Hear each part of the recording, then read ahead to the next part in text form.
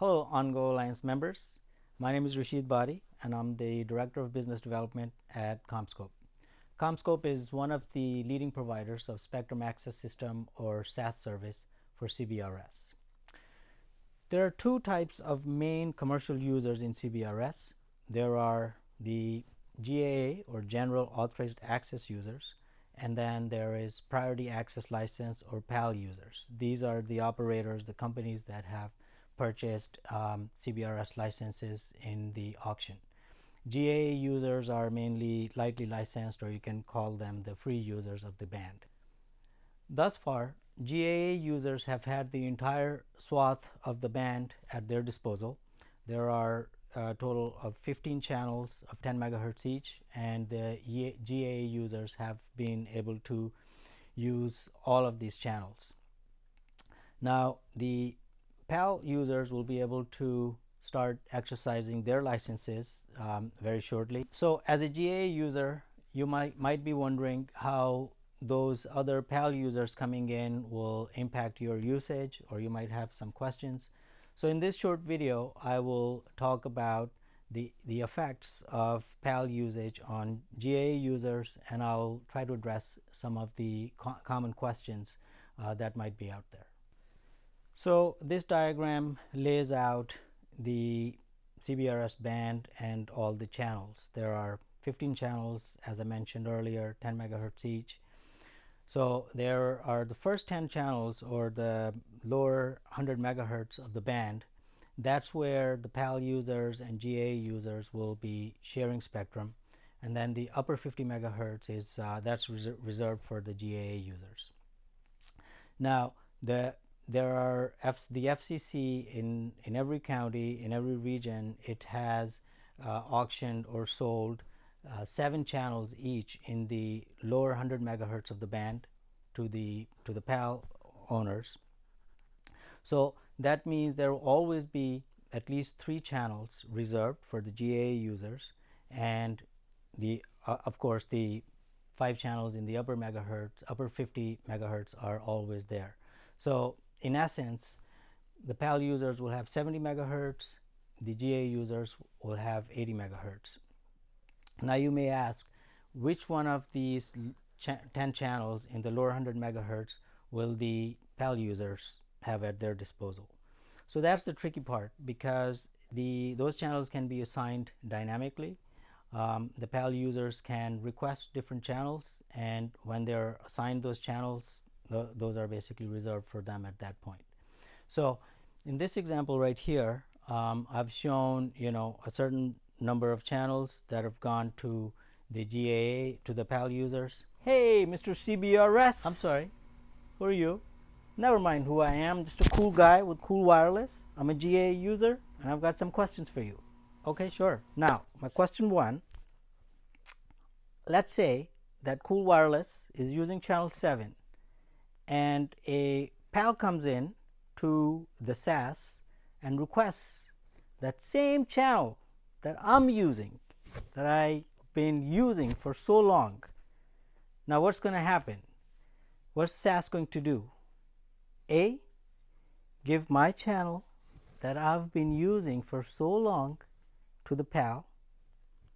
B, recommend a different channel to the PAL. Or C, just reject the PAL's request, the PAL owner's request, and let him request a different channel. Sure. So the answer to this question is A.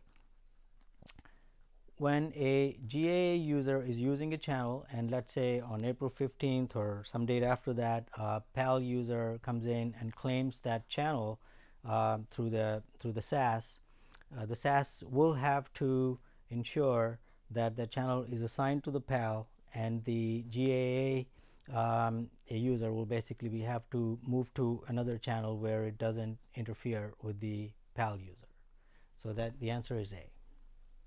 Next question. All right, so let's say that PAL users got their channels, GAA users got their channels, everybody's sitting happy, everybody's cool, and now all of a sudden there's a DPA event, and the naval radar wants to take the channel that a PAL user is sitting on.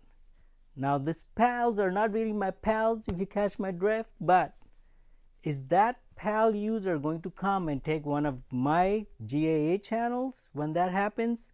Or what's going to happen in that scenario? Sure, that's a good question. So the question is, what happens when a dynamic protection area or DPA becomes active and a channel being used by a PAL owner is basically taken away because the naval radar, because the DoD needs to use that channel. What happens in that scenario is the CBSD using that PAL channel will have to request another channel, and at that point that PAL user will be competing against the other GAA users for any available channel. And as you might already know, the GAA use of the channels is it's not guaranteed, it's very dynamic. So the PAL user will have to contend with that situation until the channel that they were using becomes available again. All right, good. One last question. Sure. Shoot. What if I want to buy a PAL license? I've got some cash stashed away and I want to buy a PAL license for my county. Can I still do that? Is there still an auction that I can get into? Know what I'm saying? Right. So the PAL auction has already been held, and there is no way, or at least in the near future, there's not going to be another auction. There's no way for more users to buy PAL licenses. However, there is going to be a secondary market in CBRS.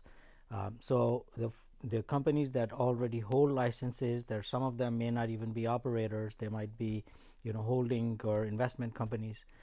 Those companies will be subleasing their licenses, and they could, sublease a license in a smaller area, which might work out cheaper for smaller operators. They won't have to purchase an entire county, for example.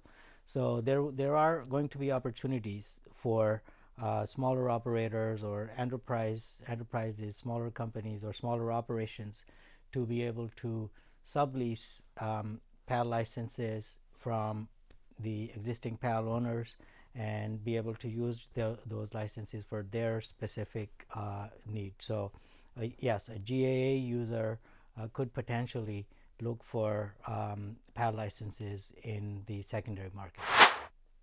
Well, folks, that was a short summary of GAA versus PAL. I'm sure you have other questions. There are so many different aspects of CBRS band. You can write to me. You can email me at rashid.body@comscope.com with any questions. If I don't know the answer, I will make sure that I go to one of our SMEs at Comscope and get your question answered. We can also organize a call if you'd like to have a discussion. Also, go to Comscope's website and look at a webinar on priority access license that we did recently. It's a excellent webinar done by several of us from Comscope, and I'm sure you'll find that very helpful. Thank you for watching.